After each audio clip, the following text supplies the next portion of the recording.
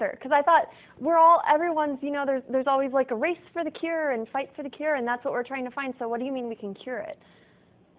Yeah, well, all the research has been mostly wasted because it doesn't really get at how to cure cancer. Most of the research dollars go to how to measure cancer and how to treat cancer, but not how to cure it or how to prevent it. And again, the technology, the knowledge to prevent and cure cancer already exists. All we have to do is teach it to people, put it to use, and that's why I wrote a whole book on it. My book, Never Fear Cancer Again, because you don't need to fear cancer. Never fear cancer again because we know how to prevent it, we know how to cure it. All we need to do is teach people how to do it. So what is the cure? Well, we talked about, in the first segment about cells, how the body is made of these little microscopic units of cells. You cannot be sick unless cells malfunction. Well, when cells malfunction in a certain way, we get what we call cancer.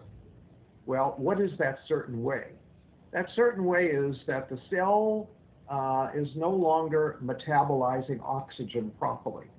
So there is a deficiency of oxygen metabolism in the cell. When that happens, the cell turns into a cancer cell. So your job is to make sure that all of your cells are getting adequate amounts of oxygen and processing that oxygen properly. And then if you have cancer, you have to again make sure that the cells are getting and processing oxygen, and then the cancer simply goes away and disappears. I mean, we have people who read my books with stage 4 cancer, people who are sent home to die. They're told by their doctor, there's nothing more we can do for you. Go home, call hospice, die. They read the book, they cure their cancer, and it's all gone. It's so simple to do. So how do you make sure that your cells are getting enough oxygen? Because I can't tell. I mean, my cells look fine to me. I don't know. Yeah, well, they do look fine. Well, one thing you can do is to stop eating sugar. In fact, you have to stop eating sugar, especially if you have cancer.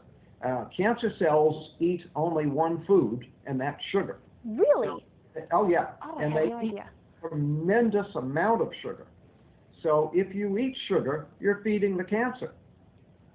So if you have cancer, you have to be off of all sugar. And if you want to prevent cancer, be off of all sugar. Sugar causes cancer in many different ways. For example, we talked about the fact that sugar lowers your immunity, damages your immunity. Well, your immune system is your #1 defense against cancer. So if every day you're constantly lowering your immunity because you're eating sugar, you're going to make yourself more susceptible to cancer. Then if you do have a cancer cell in your body, the cancer cell needs a lot of sugar. So if you're eating a lot of sugar, you're feeding the cancer cell, helping it to grow.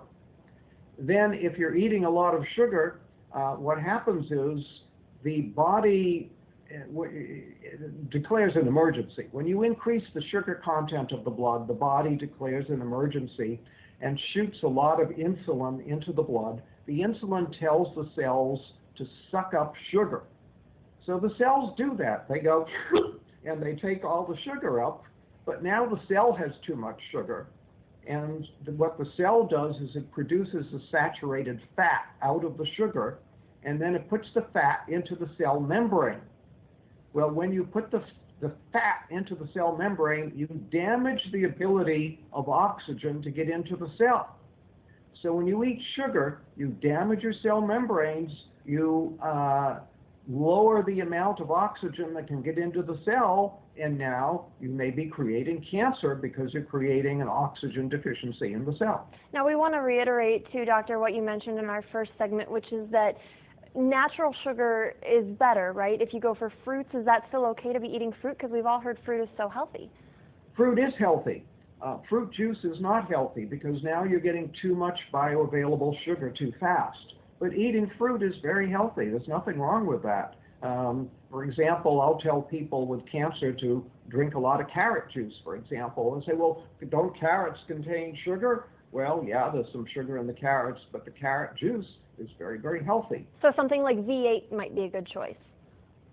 No, not a No? good choice, because you're basically dealing with a lot of vegetables that are probably are very moldy and very old and just not healthy. So you're taking a lot of unhealthy stuff and making an unhealthy drink out of it. Wow, I thought V8 was the healthiest drink you could go to. Now, we only have a couple minutes left, but we want to talk about your other book, which is actually dealing entirely with weight loss. And this is something else you say, that people can lose weight for good and not do it through dieting, right? Absolutely. You shouldn't diet. Dieting is very bad for you, especially yo-yo dieting. Lowers your immunity and can actually damage your heart, do a lot of problems. So what you want to do is lose weight. Well, a simple way to do that is to stop eating sugar. I'm starting to sense a theme here with the sugar. Seems Yeah. like that's the answer to all of these problems. Sugar is a key. In fact, I talked once with a researcher at Harvard Medical School, and I said, do you think there's such a thing as a key to disease? And he said, well, probably not. But he said, if there was such a thing as one single key to disease, that key would be insulin. And when you eat sugar, you make your insulin go up. When your insulin goes up, you throw your body into chaos. All your hormones are in chaos. Everything's in chaos. So sugar is very key, and not eating sugar is very key to making yourself healthy. And when you eat sugar, you make your insulin go up. Well, when you make your insulin go up, what happens is that gives a signal to the cells to not get rid of any fat. In fact, it tells cells to store fat. So when insulin goes up, cells will store fat. So as long as you keep your insulin high, the cells will store fat. So you can't lose weight that way. The only way to lose weight is to stop telling the cells to store fat, because the body manages this. The body manages everything. It manages your blood pressure, manages your temperature, manages your blood sugar. The body manages everything. It manages the amount of fat in your body as well. But it has a switch that controls it. It's like a thermostat. When you have too little fat, it'll say store fat. When you have too much fat, it'll say burn fat. So burn fat, store fat. You keep the fat in the body normal. When you eat sugar, you make the insulin go up. The insulin turns on a switch that says store fat. Gotcha.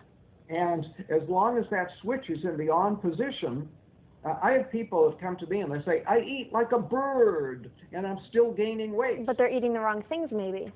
That's right. That switch that says store fat is still on. So even though they're not eating many calories, they're still storing fat. Gotcha. I wish we could sit here and talk about this all day. Unfortunately, we are out of time. But if you're interested in any of these books, just check out the website. The title of the main book that we're talking about is Never Be Sick Again. And give us the website real quick, Doctor. It's beyondhealth.com. Beyondhealth.com. And we'll have that for you again.